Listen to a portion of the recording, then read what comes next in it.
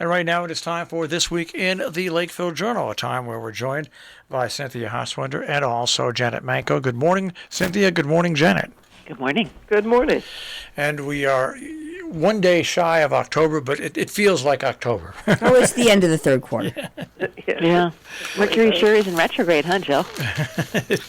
It's capital R for retrograde, yes. Oh, my gosh. What a week it's been. Sorry about that. And how much longer do we have to go? Till the 18th of October at 11 o'clock in the morning or All something. right, there you go. Counting seconds.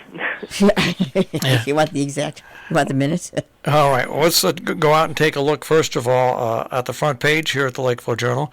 And I did the interview with Women's Support Services, and they have been around for 40 years. They celebrated their 40th anniversary, and they've really changed and kind of evaluated over the past year and a half, 2 years, what they're going to do with their mission, and they really have strengthened it and changed it a little bit. I think probably all of us on this radio broadcast remember when Women's Support Services was in the little depot here in Falls Village. It was a tiny place with a couple of old sofas and hi. Somebody just walked in. And it was very volunteer. Like the people that were on the phone speaking to people who were in need of help were volunteers who were trained locally.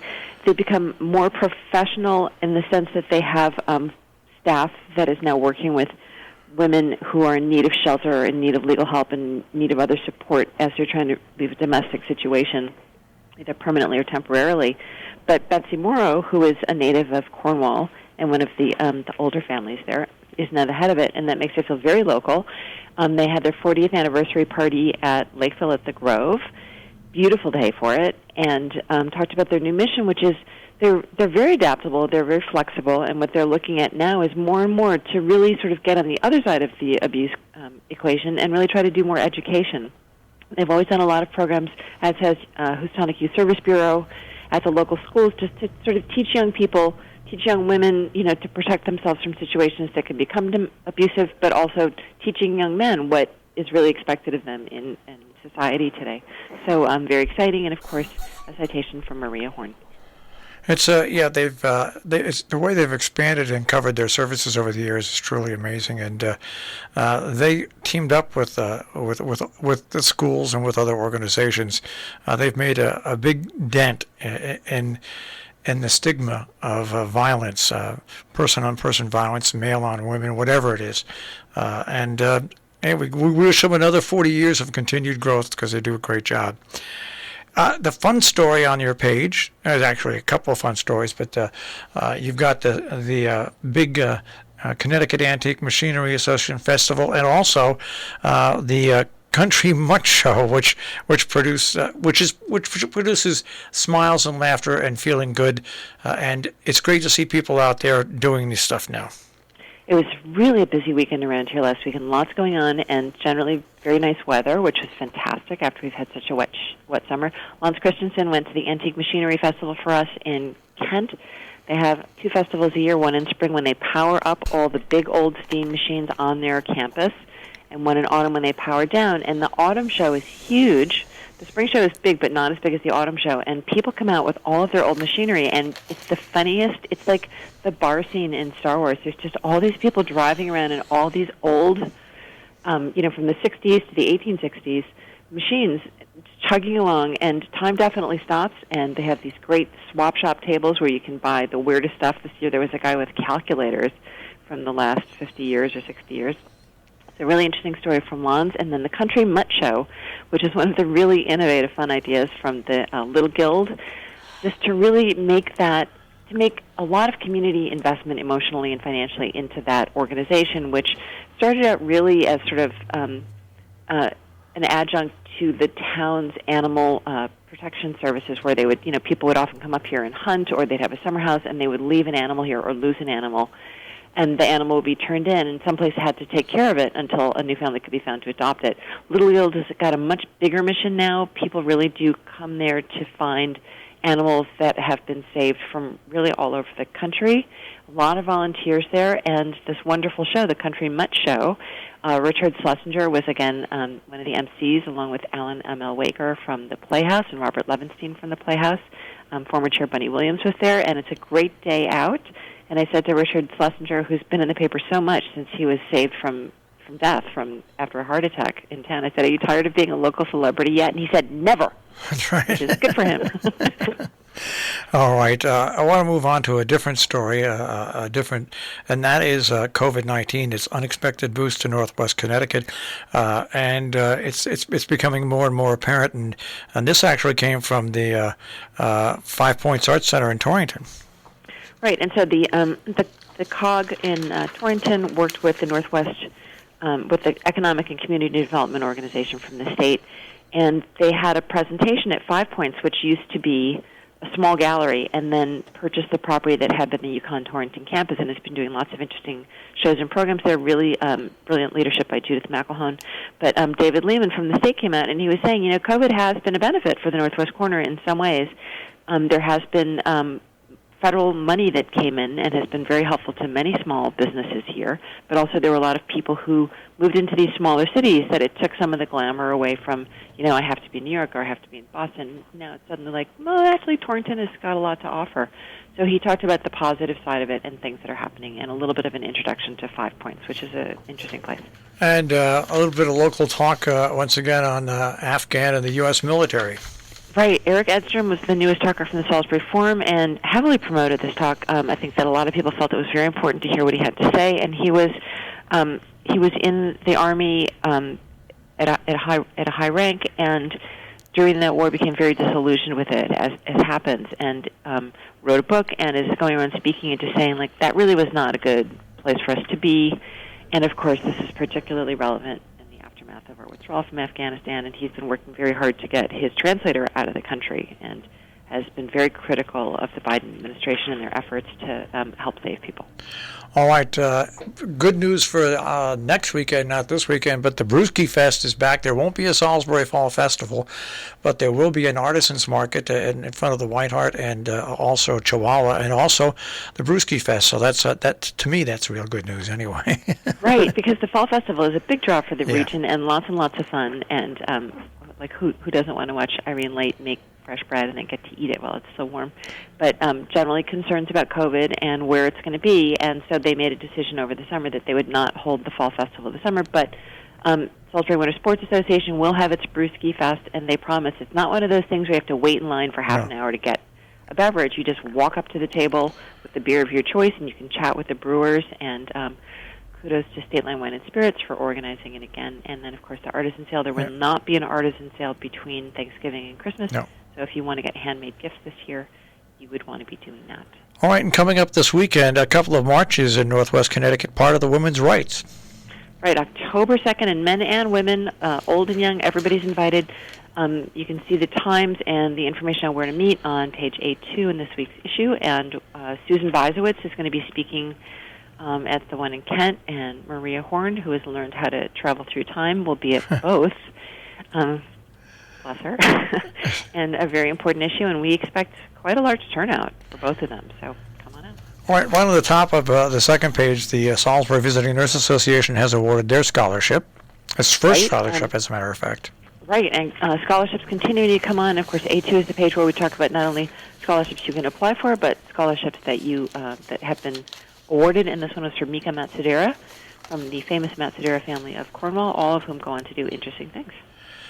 Goats in Falls Village and Falls Village history on the next page. The Housatonic Heritage Organization was started, of course, by Ron Jones, who is such an extraordinary person, and we do miss having him popping into the office all the time to talk about the many interesting things he was doing for local history, and he managed to get us as a federally designated heritage area, and which has allowed not only for funding, but also has created an opportunity for all these interesting history hikes that are either in urban settings. This year there was a lot of architecture talks, or also out in the woods. And so the last of those hikes is coming up this weekend.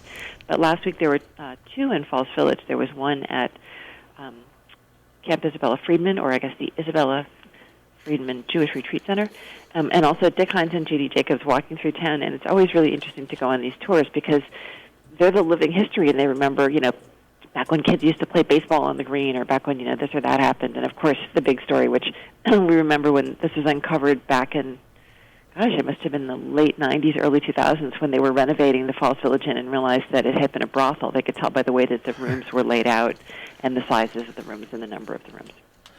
It's the other famous brothel is what now houses Saravan in Armenia. That used to be a brothel as well. Not that I know anything about it. All right, so it was because I don't. The first American Rescue Plan Act funds are going to the United Church of Christ in Cornwall. That's right. The Church of Christ is not that. I think that people always are worried, especially in New England, about overlap between church and state, and so it's not because they're supporting the mission of the church necessarily, but because the church is so instrumental during the pandemic in helping to get assistance to people, and it got a lot more use than it would normally get, and so some repairs are needed to be done to help bring it back to the state it was in before they generously offered their space up. But somebody had emailed us and said they were very suspicious about what towns are doing with their ARPA funds, and so we've been trying every week to put articles in saying what is being done. So we do encourage people to read the paper, and if you feel like you missed something, you can, of course, go to our website. And if you look in the classifieds this week in the Lakeville Journal, you'll see that the town of Sharon is actually advertising for people to be on their ARPA committee. So if you're in a town and you really want to know what's happening to your town's ARPA funds, I bet if you go to Town Hall and ask the Selectman Secretary, you'll be welcomed with open arms. All right, lots of obituaries. Yesterday, of course, the sheriff of Dutchess County passed away, but someone who is connected to the Journal in more ways than one, Dr. Gallup, passed away.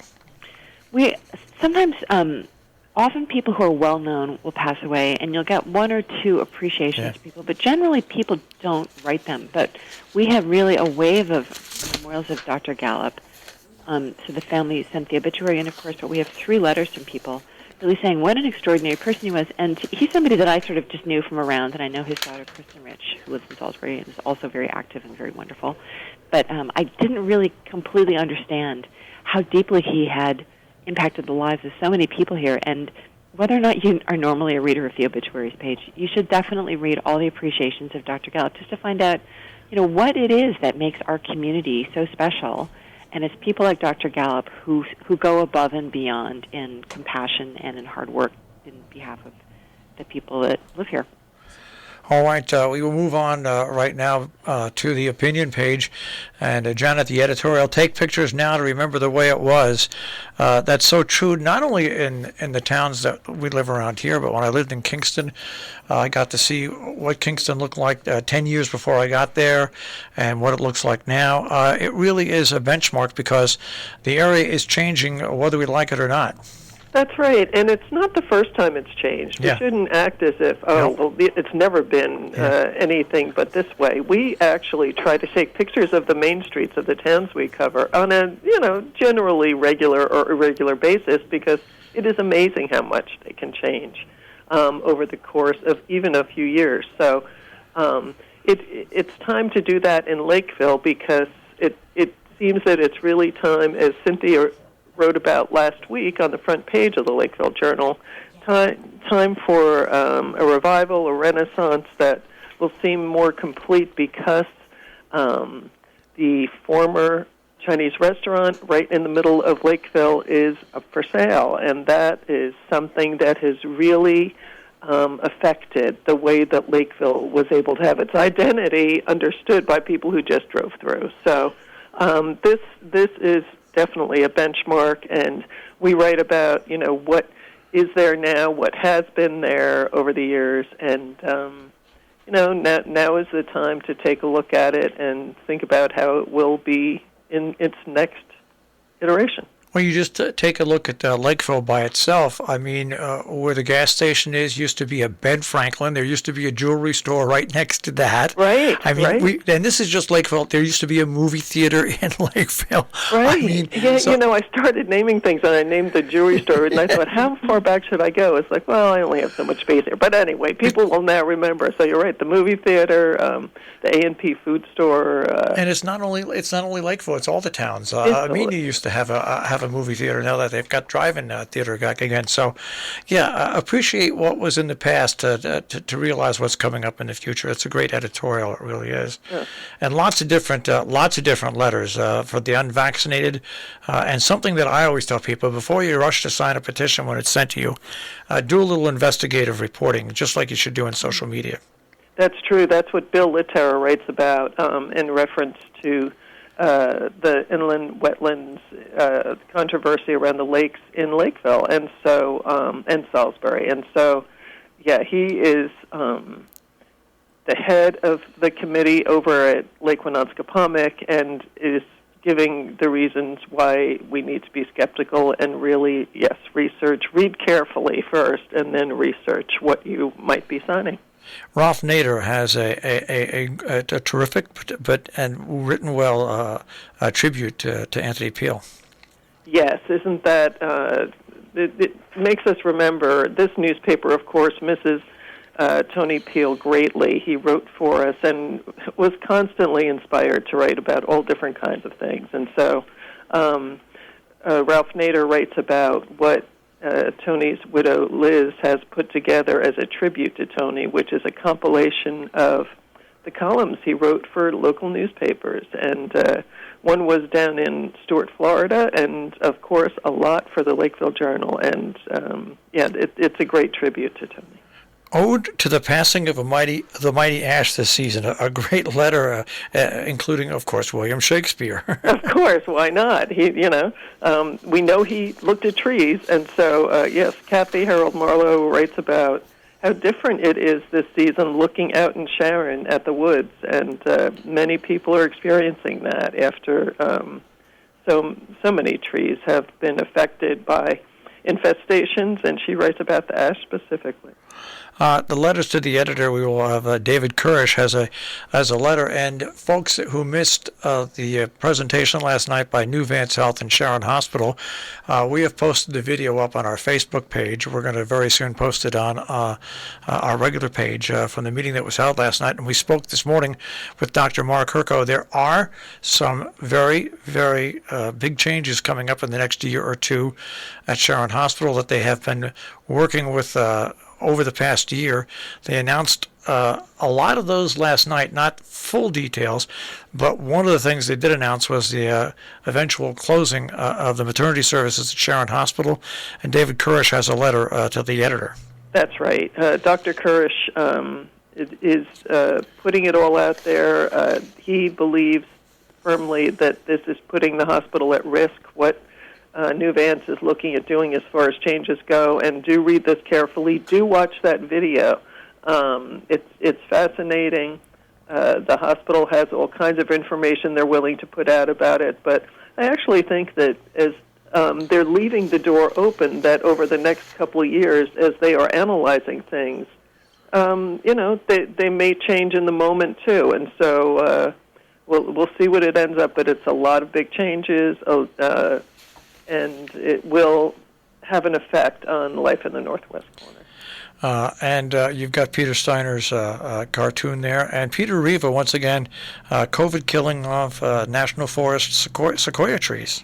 That's right.